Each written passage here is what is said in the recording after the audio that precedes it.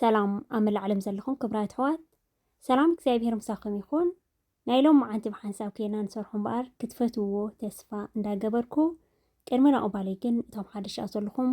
ላይክ ሳብስክራይብ ኮም እንዳገበርኩም ነዚ መዓልታዊ ሒዘ ዝመጽእ ቪድዮታት ተኻፈልቲ ክትኮኑ ብኽብሪ ዕድመኩም እቶም ምሳይ ፀናሕኩም ከዓ ምስጋና ይግባኣኩም ክብራት ኣሕዋተይ። ብእውነት ብቐትሪ ማለት ናይ ሓጎስ ቪድዮ ሒዘልኩም ምስ መጻኹ ዩቱብ ትግደፍተ ትኸውን ሲ ካብታ ሽትዓ እትመርቃት ይውስድ ኣቢለ መገደፍኩም ክሳብ ዝብል ይኾይኖ ማለት እዩ። ብጣዕሚ እየ ዘመስግነኩም ክብራት ኣሕዋተይ። እምበኣር ሕጂ ሓንቲ ኮሜንት ለኸዓ ክነንብባ ኢና። ዓሌቱ ደይፍለጥ እዚ መሶብ ድበሃል መግቢ ናይ ኣምሓሩ ይንበሃል ኣለና ማለት እዩ። ኣብዚ ማለት እዩ ክብራት ኣሕዋተይ። እዚ ተመሊስ እንድዩ ተመሊስ ትመልሲ ብጣዕሚ ደስ ይሕቀ ክብራት ኣሕዋተይ። ኣምሓሪ እዮም ንሶም ወሲዶሞ እንዳኾይኑ ናህና ዘይኮንን ኢሎም መሊሶም እንድዮም ብጣዕሚ ገሪምኒ። ሕጂ ብዙሓት እዚ ናሃትና ኣይኮነን እዚ ወሲድኩምልና ይብሉ፣ ገሊኦም ከዓ ዘይናሃትና ኣይኮነን እዩ ዘይናሃትና ሰሪሕ ከልና ትብሉ ሕጂ ብዙሕ ኣሎ ማለት እዩ። ሕጂ እዚ ዝሰርሑ ዘለኹ ትበልዕዎ ዲኹም ኣይትበልዕዎን ብሓንሳብ ከይና ክንሰርሖ ኢና ማለት እዩ። ማዕርዑዕ ሲ እንታይ ኣምፅኦ እዚ ብሉፅ መግብና እዚ እንታይ ሞ ብናህና እዚ መግብታት እዚ ክብራት ኣሕዋተይ ብእውነት ብዘንፀዓዱ ብጣዕሚ ተደኒቐን ክሳብ ንገዝአን ከይደ ብሓንሳብ ንሰርሖ ክብራት ኣሕዋተይ ዕድማኑ ማለት እዩ። መግለፂ ዝበሃል ዘይብሉ ማለት እዩ ክብራት ኣሕዋተይ። ብዝኾነ ምሕረት የውርድ እየ ዝብሎ እምበር ካልእ ዝብሎ ነገር የብለይኒ ማለት እዩ። እማ ከዓ ኣብቲ ናይ ሓጎስ ቪድዮይ ሰብ ዝኾነ ብጣዕሚ ብፍቕሪ ሓጎሱ ገሊኡ እንዳበኸየ ገሊኡ እንዳመረቐ በቃ ነቲ ታኣሽምቲሲ ንኸተንቡ በቃ ይረዝነካ ብጣዕሚ ብዘይቀል ዓለም ክብራት ኣሕዋተይ። ንኹላትኩም ኣሜን በቃ ንኹላትኩም ኢለክም እየ። ኣብቲ ቪድዮ ንሱ ጥራይ ዘይኮነ ሰላም ሓፍተይ እምበኣር ዘይነፍሲ ክሒዝኪ ኢኺ ትሰርሕልና ነርኪ ዝኩሉ መዓልታዊ ትሰርሕዮ ቪድዮታት እንዳበልኩም እንዳሓለፍኩም ኣብዚ ኩሉ ቪድዮታተይ ናይ ቅድም ናይ 2 ዓመት ይኹን ናይ ዓመት ይኹን እንዳሓለፍኩም ትፅሕፍዎ ዘለኹም ምርቓ ብእግዚአብሔር ረኸቡ እየ ዝብለኩም። ሕጂ ብዙሕ ኣሒዘኩም እየ ግዜ ምክንያቱ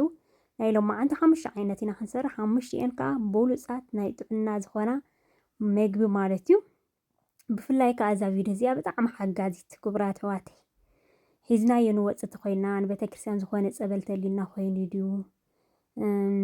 ዝኾነ ኣብ ቤተክርስትያን ጥምቀትና ዋላ ንገብሮ ተኾይኑ ንእስ ዝበለ እንተኾይኑ እዚ ጨብረቕረቕረቕ ዘይብላ እዚኣ ናሃትና ኣይኮነን ናሃትኩም እዩ ገለገለ ዘይኮነ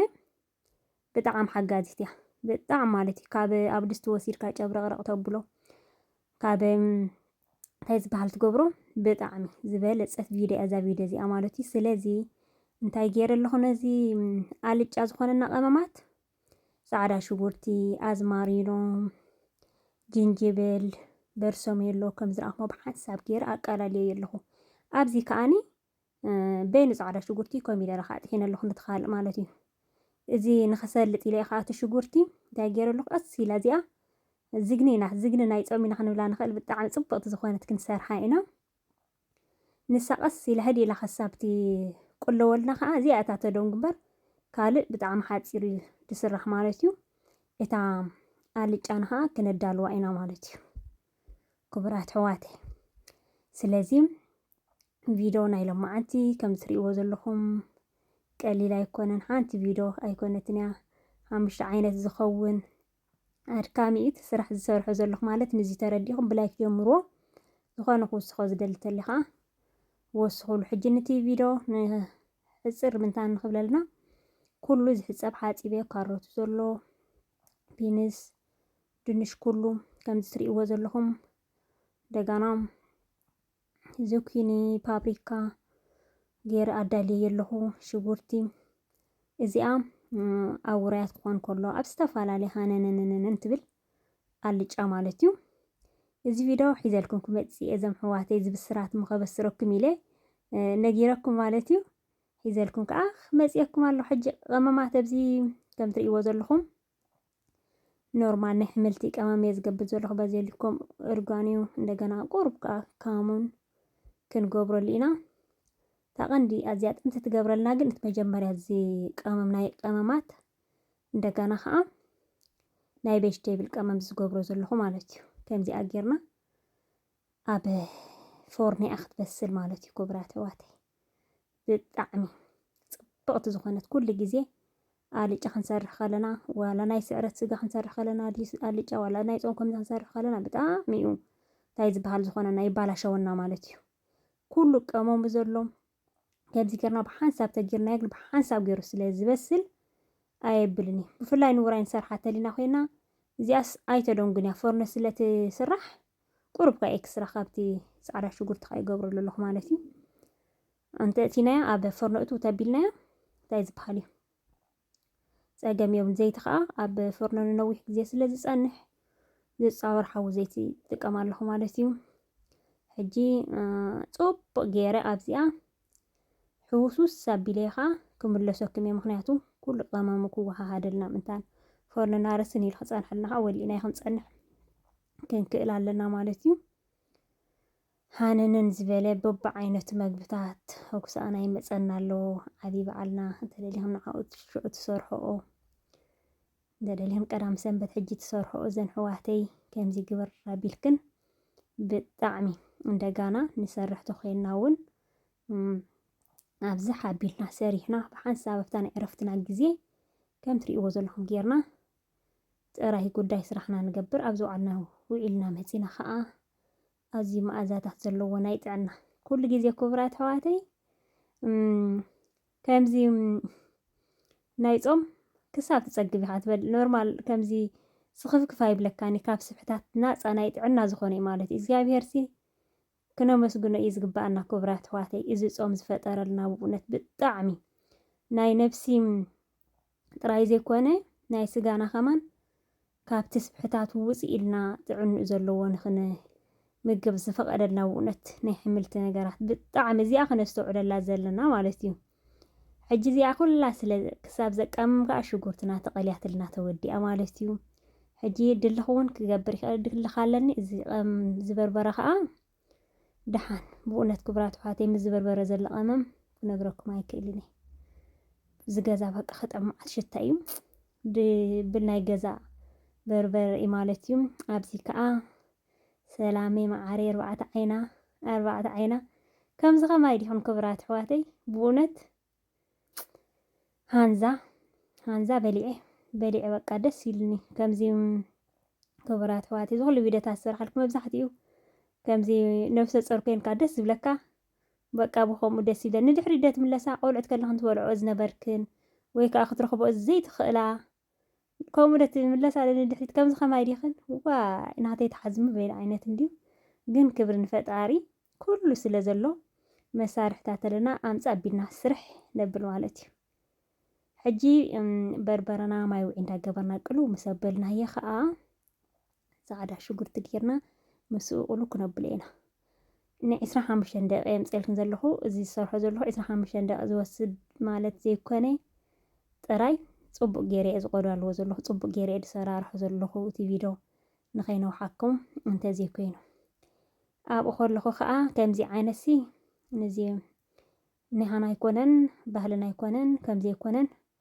ዝበሃል ከምዚ ሰሪሕኩም ኣይትበልዑ እንዲኹም እዚ ሕምልቲ እትየ ዘለኹ ፎርኖ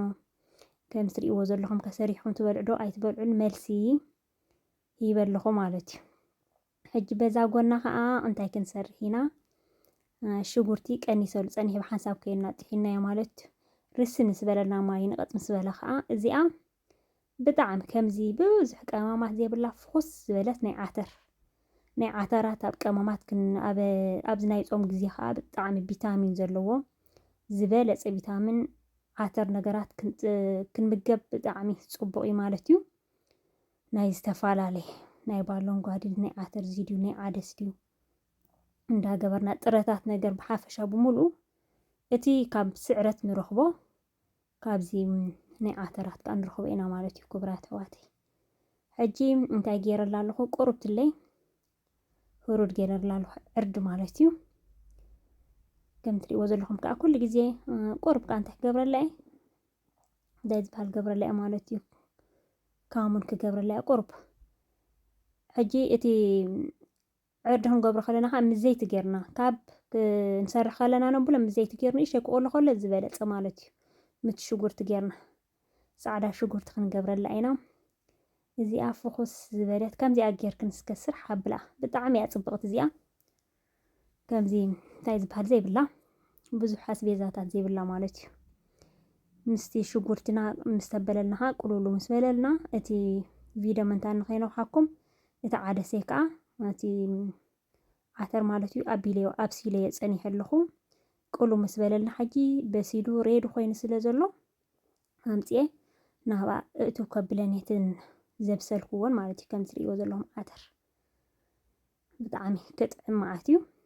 መጥዓም ጥራይ ዘይኮነ ከዓ ቪታሚን ከዓ ብቪታሚን ሃፍታም ዝኾነ ማለት እዩ ሕጂ እዚኣ እንታይ ዝበሃል ክንገብረላ ኢና ክድና ኣቢልና ጨዋ ጌርና እንደገና ከዓ ኣዝማሪኖ ከም ትሪእዎ ዘለኹም ጉዕ ከዓ ጭድድ ኣቢልና ከዓ ንገብረላ ጨው ቆርብትለይ ዝኣኽሎ ዝበልናዮ ማለት እዩ እሳ ግብር ኣቢልና ኩሉ ግዜ ቀመም ብላዕሊ ንስንሶ እንተኮይና እንደገና ከዓ እቲ ቅልው ኢልናዮ በሲሉ እንዲልና ቀልጢፍና ነጥፍኦ ተኮይና ንስያ ቀንዲ ተባላሽወልና ማለት እዩ ጉዕ ከዓ ከም ትሪእዎ ዘለኹም ኣብ ከሎ ጭድድ ኣቢልና ክንእትዎ ንኽእል ኢና እዚአን ሕጂ ብሓንሳብ ከይነን ክሰማምዓልና ክድን ኣቢልና ክንጌድፋ ኢና ናይዚ ዓተርሲ ዳርጋ እንታይ እሞ ተሰሪሓ ተወዲኣ ንበል እዚ ሓንቲ ንሰርሓ በዛ ጎኒ ከዓ ሓምላ ኣድሪ ክቡራት ኣሕዋተይ ሓምላ ኣድሪ ከምዚ ትሪእዎ ዘለኹም ሽጉርቲ ምስ ተቐላለወ ዘይቲ ገይረሉ ሓምሊ ሕጂ ፍረሽ ኣይኮንኩን እየ ክጥቀም ብዙሓት ሓታኒ ኢኽን እዚኣ ከዓ ሳልሳ ክገብረላ እየ እዚኣ ቀያሕ ንሰርሓ ዘለና ማለት እዩ ሳልሳ ጌርና ቆሉ ኩነብላ ኢና ሓምላ ኣድሪ ሕጂ ብዙሓት ተሓታኒ ኢኽን ኣበይ ትረኽብዮት ናይ ፍሪጅ ገለልክን ተሓታኒ ኢኽን ማለት እዩ ኣብ በዓል ኮፍላ እንደለክን እዩ ብዓረበይ ሕዝቡ እዮም ናይ ጥርሙዝ ኣሎ ናይ ፕላስቲክ ኣሎ ሕጂ ናይ ፕላስቲክ ክጥቀም ኣነ ከሪኤክን እታ ስእሊ ዝጥቀመላ ማለት እዩ ከምዚ ትሪእዋ ዘለኹም ግሪን ኮል ዝብል ዘይ ይጥቀም ኣለኹ ብምልእታ ከዓ ክገብራ እየ ማለት እዩ ላይክ ክትገብራ ኣለኹ እንደ ክቡራት ኣሕዋተይ ሎሚ ግበራ ምባል ኣየብለክን ንኹላትኩም ማለት እዩ መብዛሕትአን ደቂ ኣንስትዮ ኣሕዋተይ ኢኽን ትከታተላኒ ማለት እዩ ሕጂ ኣብዚኣ እንታይ ይገብረላ ኣለኹ ቀመም ኮረሪማ ክገብረላ እየ ቁሩብ እንደገና ከዓ እዚ ቀይሕ ፀብሒ ናይ ዝግኒ ክንሰርሕ ከለና ቀመማት ዝተሓወሰ ክሳብ 9 ዓይነት ዝኸውን ቀመማት ኩሉ ተሓወሰ ከዓ ገይረሉ ቁሩብ ሃነ ንመበልተ ዘይኮይኑ ፅጋብ እንዲ ድሓን ንዝበርበረ እዚ ቀመም ክትገብረሉ ሲ ከም ፅጋብ እዩ ዝሕሰብ ጨውካ ቁርብትለይ ክንገብረሉ ኢና ምስ ጌርና ስምምዕ ክነብሉ ኢና ሕጂ እንታይ ክንገብረሉ ኢና ቃንጢሻ ክንገብረሉ ኢና ቃንጢሻ ንቃንጢሻ ከዓ እቲ ሓመድ ዝመስል ተጌርናሉ ብጣዕሚ እዩ ጽቡቕ ዝኾነልና ዝግኒ ኢና ንብላ ማለት እዩ እዚኣ ናይ ጾም ዝግኒ እያ ብጣዕሚ እዚ ቃንጢሻ ኣብ ዝተፈላለየ የእቲናዮ ምስ ኩሉ ምስ ምንታይ ሞ ደይሰርሕዎ ቪድዮሲ ብዙሕ ሰሪሐ ኣለኹ ናይ ቃንጢሻ ማለት እዩ ሓምላ ኣድሪ ከዓ ትፈልጣ ኢኽን ጻዕዳ ሽጉርቲ ኣትፈቱ ጻዕዳ ሽጉርቲ ግብር ኣቢልና እንደገና ከዓ ካበይ ክንገብረሉ ኢና መሲልኩን ካብቲ ናይ መጀመርያ ዘቀመምና ኣሕምልቲ ኣዝማሪኖ ዘለዎ እቲ ጻዕዳ ሽጉርቲ ጅንጅብል ገለ ዘለዎ ከዓ ካብኡ ከዓ ንገብረሉ ብእውነት ድሓን ምስ ተቐረበ እንደገና ኣብ ክንዲ ጨው ከዓ እቲ ናይ ኣሕምልቲ ቀመማት ከዓ ንገብረሉ ማለት እዩ ምስተ ክትቆርቦ ከለኻ ኣብቲ መሰብ ምስ ተቐረበ ካፍቲ ምስ ተበለ ብእውነት በቃ ብጨና ጥራይ ኢኻ በቃ ሃነን ዝበለ በሊዕኻዮ ዘይፅገብ ብጣዕሚ ማለት እዩ ዝኾነልና ማለት እዩ በዚኣ ከዓ ዓተር ኣልጫና ከም ዝትሪእዋ ዘለኹም ጽቡቕ ተሰማምዐና ኣላ ሕጂ ከይረግፈና እቲ ታሽሙ ኣዝማሪና ክንኣልዮ ንኽእል ኢና ቀስ ኣቢልና ኣውፂና ክንድርብዮ ንኽእል ኢና ምክንያቱ ናቱ ትሕዝቶ ከይድ ኣሎ ከምዚ እንተፀሊእናዮ ማለት እዩ ቆልዑት ክምገብዎ ይኽእሉ ኣነ ሕጂ ኣልየ ኣለኹም ትሪእዎ ዘለኹም ንሕና ከዓ ክንምገብዎ ንኽእል ኢና ማለት እዩ ሕጂ ካብዛ ዝበልኩኹም ቀመማት ካብዚ ዘደለናዮ ጉዕ ዘለዎ ጻዕዳ ሽጉርቲ ኣዝማሪኖ ካብኡ ካብቲ ናይ ዓንተበይ ሰራሕናዮ ከብል ሕጂ እታ ፎርኖ ዝእትኽዋ ከዓ ዘይነገርኩን ክንደይ ደቂቕ ኮን ፀንሐልና ንስኹን ሪኦ እንዲና ድሓን ክሳብ 30 ደቂቕ ዝኸውን ምሽ ኣብ ፎርኖ ነፅንሖ ኖርማል ማእኸላይ እንታይ ዝበሃል ግብር ኣቢልና 30 ደቂቕ ዝኾን ሽፍን ኣቢልና ምስ ፀናሕና መሊስና ከዓ اتنهاتو جيستر دحان كاريكني كمي جرنا هم نبلو مالتي إذا عترنا تسأجع تبهاي لا صبو كينا تسامامي عتلالا إذا أنا أوحلي فيها لهم مالتي تحاملنا باجرنا هم نفس لاينا حجي كانت يوازن لهم زي أخا صبو أدخوينات لنا كل جزء أي حسافي قال حملت مس فيتامينو زلو خنلنا قلتيفنا انتي زبهلنا نقبرو مالتي سيأز دون جيه زلا دحري تتعرف على مالتي كانت شاخة حاساتي بخلو ريد جالت أنيخا نخبس لزي أي دونجني قلتيف إذا بس لنا بخومي أخا دحري تسقبرو زلو مالتي كان ذات يوازن لهم غيرنا زي أخا أسرح حابيلنا كنا بلاينا أسمى معبينا كده نبيلنا هنقد فاينا بدحريو نابز حاملنا ها تشكن قبعينا مالتي كم زي يوازن لهم حاملون بتعمل صبط خوينا هانن يتبزلا ناي تقامن فريش تخوني زقبرنا له بونات نقرأكم أي كإلني حاملة أدري مسكجة دس بلكم حاملة أدري أنا مسكجة بدعم كبل معتي عاملين مسكجان أزيوم تعومي كجان وجه هذا صراحة والله دايما ما قلت بهال زي بلو حجيم كبرات حواتي لك بستيم كوينو بقى خصب ومعات كوينو بسل يلنا لوج أنا نقرأكم أي كإلني بقى واو زخاني نعسر ترى زخون كحجي كم زي شفاف أزبل ما يزي كونسي كم زي نقط زبل درق زبل متان كون لنا نعسر ترى زخون كا نبلو مالتيو اتحونا أبرتينا تخوينا قال هام الشارع نقبر نخيلنا ثلاثة زقبركو إسرا هام الشارع نقبر نخيلنا تساقم يونسن دار أنا خب كشيلنا مالتيو حجي زا أي حاد حرق لن تعريفه قفف ندابلت كيح صايفو خوميو حجي انتاينا هنسرح هام شيتي تعريفات النازلة إذا أون بقى ريد خوينات لنا مالتي أبزي حجي شجرتي بين تريفات أنا هيك هفتي بماشي نز متر زي كنا هنقبر لنا نز حجي نسرحها نورمال شجرتي كم زي تايز بحالنا نقبر بقومة استمتر جرنها زي أخنا دا زي أخا دحن تايمو كم زي عينك سرح خلوها مس فيتامين بقى فيتامين زبحال كيك كده خلو حمس كنا بلعين هذه أفسلسة دا أتخون نودعينا مالتيو نيشتاي كم زي أرقلو زبالة زي كونه موز زبالة زي كونه خمس أيح نايت أفي نورمال أو خلو حمس مسفلة لنا زي شكورتنا حج حاملينا نسرح حاملي كاولو مالتيو كلت عينة حاملي سالساي مسناي فورنو مالتيو إزي سايت بول عندو إزي سنهانا يكون عندو تايددو إزي كنت قعت هذا ترهز أيلوم كفرات حواتي إزي كنت سحفسي بدعم عندي بدعم أنا سحفري بلي حال هذا جزء مس كوميت ويك أنا سرح خلها دبر لا تعرف قلم مس أبكن دهم بدعمي يحفر واي زم حواتي معاري قابير أملح كم زم قدسات يحواتنا نبعلم تقدسهم نعانا ناب قدسنا زمرحنا زلو كوم أم يكبركم يزبل أنا هجي قرت لي كم تريوز لهم كممنا يلجأ غير الله عرض مالتيو زي أخام مايو زي كاولة تقيمة زهلو كل تعينة زلو تخاولو هجي بدعم تقاتي في زبسل بقى شوت زخوان نسيئة تقيمة زلو زي نخبس لها بلنيوم زخوانة يقبرو لنيا كاولة بستفار علي إنا نسورحو تدلنا خارج نقبرو تدلنا دنش نقبرو زي أقل بعلا ببعلا ياخد كون مالتيو بقى دور خم تريوز لهم موت يلو قوع جدد عبيلنا دقانام أزمارينا ونكم كنقبر لنا بزح أمامات الجا أفتخال سلزلنا أبزي أو حد زبالة رايتنا حملت أمامات يخقبر له أكن نجأو أكن نقاممو كقول مالتيو قبر بنا حجن من تايب حنساب زوت وزر له مغنيات حادق مدق من تان كيكون أنا بحنساب كينو بسير نخود دقلنا مالتي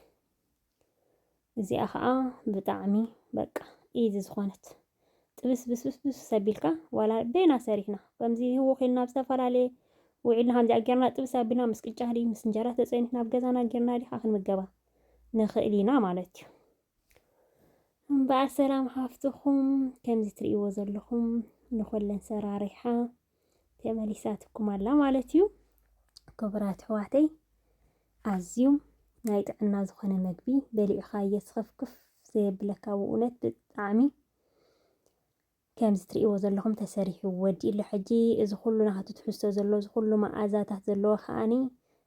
بدرج جيرنا ኣብዚኣ ከቐንስየ ከም ትሪእዎን ዘለኹም ንኹለን ቀኒሰ ከዓ ከመለሰኩም እየ ብዙሕ ግዜኹም ክሰርቀኩም ኣይደልን እየ ከም ትሪእዎ ዘለኹም ከዓ ኣብዚኣ ቀኒሰየን ኣለኹ እንጀራ ከዓ ካብ ፀብሑ ጀሚርና ካብ እንጀሩ ጀሚርና ናይ ጥዕና እዩ ፀብሒ ንዝንጀራ እዚ ብእውነት ፀብሒ ከማነ የድልየኒ በቃ ክጥዕም መዓት ይጨንኡ ጣፊ ማለት እዩ ብጣዕሚ ፅቡቅ ዝኾነ ሕጂ እንታይ ጌርና ኣለና በታሕቲ እንጀራ ጌርና መሊስና ከዓ ካብታ ዝግኒ ማለት እዩ ሕጂ ክቡራት ኣሕዋተይ እዚኣ መሶብና ኸና ይኮነ ደገለገለ ዘይኮነ ረኣይዎ ካብ ሕጂ ሒዝካዮ ክትወፅእ ተኮይንካ ጨብረቅረቅረቅ እናበልና መመትሓዚ ጌርካ ዶ ዋላስ ከምዚ ጌርካ መሓዘይ ማዕረይ መሰብ ከተማልየ መሓዘይ ማዕረይ መሰብ ከተማልየ ኢልካ ከምዚ ጌርካ እንጀሩን ገለምርን በባ ዓይነቱ መሰብ ገፊሕ ተሊና ኮይኑ ማለት እዩ ውሕድ ተኮይኑ ከዓኒ ጌርና ሒዝናዮ ንክንከይድ ኣብ መኪና ስቅልስቅል ተብሎ ማለት እዩ ንዝተፈላለየ ትገብሮ እዚ ሓጋዚ ነደታት ባህልና ኣይኮነን ንሕና ኣይኮነን ዘይኮነ ምባልስ ሕጂ ከም ትሪእዎ ዘለኹም በብደረጃ ገይረ ፅፍፅፍ የብሎ ኣለኹ ማለት እዩ ክቡራት ኣሕዋተይ ብዙሓት ከዓ እንታይ ተረዳእክን ኣለ ከዓ ናይ ፆም ደይኮነን ዝሰርሕዮ ዘለኽሲ መሊስክ ንምንታይ እንቋቑሖ ተጠቒምኪ ገለ ትብል ኣለኽን እንታይ ኣዳኒ እንቋቑሖ 4 ፆም ምድሪ ወይ በብዓይነቱ ከምዚ እንዳተሰርሐ ከማ ተፀይሙለይ ተባሂለ ዲ ትረፍዶ እንቋቑሖ ክንጥቀምሲ ብዝኾነ ከም ትሪእዎ ዘለኹም ጌርና ርስርስ ክነብሎ ኢና ሕጂ ላይክ ምግባር ኣይትረስዓ ላይክ ከብዚኣ እንትሕጉት ስክናኒ ሰላም ሓፍተይ ደኺማ እንደገና ከዓ ምዝ ዘሎ ተልክን እንተቢልክን ማለት እዩ ብናይ ስዕረት እውን ክንሰርሖ ኢና ብናይ ስዕረት ከዓ ናይ መሶብ ክንሰርሕ ኢና ማለት እዩ ስርሕልና ሰላም ማዕረይ እንታይ ዘይደኺም ደስ ብላ ትኮይንክን ከዓ ፀሓፋ ዘን ኣሕዋተይ በብደረጅኡ ግብር ኣቢልና ከም ትሪእዎ ዘለኹም ሕጂ እቲ መረቕ ዘለዎ ሕልፍ እንዳበልና ክነብሎ ኢና ማለት እዩ ከምዚ ኣግብር ኣቢልና ዋላ ንናይ ሰሙና እውን ክኾነና ይኽእል እዩ ማለት እዩ ኣብ ፍሪጅና ግብር እንዳበልና እንዳቐነስ እንዳለውዓላ እውን ክንጥቀመሉ ንኽእል ኢና ሒዝናዮ ብውዕ ይኮለ ሽዑ ሰራሪሕና ከዓ ሒዝናዮ ዝውፃእ ተሉ ኮይኑ ወይ ጋሸልዮምና ኮይኖም ከምዚኣ ግብር ኣቢልና ካበይ ሕሸኩም ካበይ ትፀውሑ ዘይኮኑ ኩለን ፀባቢሕና ቆሪፅካ ምሳድ ማለት እዩ ካብ ኩሉ ዝተሓዋወሰ ከዓ ልዕሊ ኩሉ ንጥዕናና ዝበለፀ ማለት እዩ ክቡራት ኣሕዋተይ ሕጂ ክንውስኸላ ኢና እዚኣ ናይ መጀመርያ ዝገበርክዋ እንድያ ነይራ ክንውስኸላ ኢና እንታይ ከዓ ሕጂ ናይ መጨረሻ እንዴት ዝብላዕሊ ዝገብሮ ዘለኹ ብታሕቲ ቀይሕ ገይረ ፀኒ ሕጂ ከዓ ናይ መጨረሻ ብላዕሊ ይገብሮ ኣለኹ ማለት እዩ ሕጂ ክንሽፍና ኢና ብላዕሊ እንጀራ ጌርና ሽፍን ክነብላ ኢና ብድሕሪኡ ከዓ ድንሽ ከዓ ኣብሲለ ኣለኹ እቲ እንቋቑሖ ናይ ፆም እንዳሰራሕክስ ንምንታይ እንቋቑሖ ገለ ዝበልክን ሓቂ ኸን ይመስል እዩ ኣብቲ ክትሪኢ ከለኻ እንቋቑሖ ዝመስል እንደገና ከዓ እቲ ድንሽ ከዓ ኣጋጣሚ ገጅፍ ኣይነበርን ዓቐንስ ከምዚ ናይ እንቋቑሖ ዝመስል ክብብ ዝበለ ከምኡ ንኣሽቱ ድንሽ ሓደ ግዜ ትገዚእኻ ከምኡ ፀኒሕ ማለት እዩ ጭድድ ክነብሎ ኢና ሕጂ ከም ትሪእዎ ዘለኹም ጌርና ጭድድ ኣቢልና ኣብ መንጎ ከዓ ክንእትዎ ኢና ማለት እዩ ከምዚ ትሪእዎ ዘለኹም ጌርና ኣብ መንጎ እንዳገበርና ነቲ ድንሽ ክንእትዎ ኢና ድንሽ ናይ ባዕሉ እንታይ ዝበሃል ኣለዎ ኣብስል ኣቢልና ናይ ባዕሉ ገዛ ርእሱ ትሕዝቶ ዘለዎ ማለት እዩ ኣብዚ እቲ ቪድዮ ንኸይነውሓኩም ኣብሲለ እቲ ድንሽ ቀላሊጠ ረይድ ገይረ ኣለኹ ዝበሰለ ድንሽ እየ ተጠቒመ ዘለኹ ማለት ሕልፍ ኢልና ከዓ ክንገብረሉ ኢና ጉዕ ከዓ ምስ ናይ ፆም ምግቢ ብፍላይ ምስ ሕምልቲ ከዓ ብጣዕሚ ክኸይድ መዓት እዩ እንደገና ከዓ ቀይሕ ፀብሒ ከዓ ከምዚ ጌርካ ንእሽተይ ግብር ከብለ ሰላም መዳናገሪት ኢልክን ከዓ ፀሓፋ ከምዚ ስለ ዝኾነ ኣዳናጊሩክን ማለት እዩ ክቡራት ኣሕዋተይ ከምዛ ትሪእዋ ዘለኹም ጌርና ድባብ ዝኾነት ኣዝያ ፅብቕቲ ዝኾነት ናይ መሶብ መግቢ ከምዚኣ ጌርና ሰሪሕና ኣለና ማለት እዩ ጉዕ ከዓ መንጎ እቲ ወቢልና ዝደለ ልዕል ኣቢሉ ቁርፅ ኣቢሉ ጉዕ ዝፈቱ ማለት እዩ ከመገብ ይኽእል እዩ ሰላመይ ማዕረይ ኢድኪ ባርኽ እንዳበልክን ከም ቀደምክን ዘን ኣሕዋተይ ኢንሻአላ ከምኡ ኢልክን ትፅሕፋለይ እግዚኣብሔር ብርኽ የብላለለ ፀሎትክን ሰሚዑ ማለት እዩ ክቡራት ኣሕዋተይ መዓልታዊ ሒዘ ክመፅእ ከለኹ ሓድሽ ሒዘልክን ይመፅእ ናሃትክን ጸሎት ናሃትክን ደገፍ ኣብ ትሕቲ እግዚኣብሔር ማለት እዩ ናይ ሎማዓንቲ መደበይ ዋው ዝኾነ ከምዚ ትርእይዎ ዘለኹም ይመስል ዘምሕዋተይ ማዓረይ ክትኣት ከለኹም ላይክ ተረሲኹም ኣብ ምውፃእኹም ላይክ ከይትረስዑ ንዓኹም ውሑስን ጽቡቕን ቀዳምን ሰንበት ንዓና እውን ከምኡ ይበረልና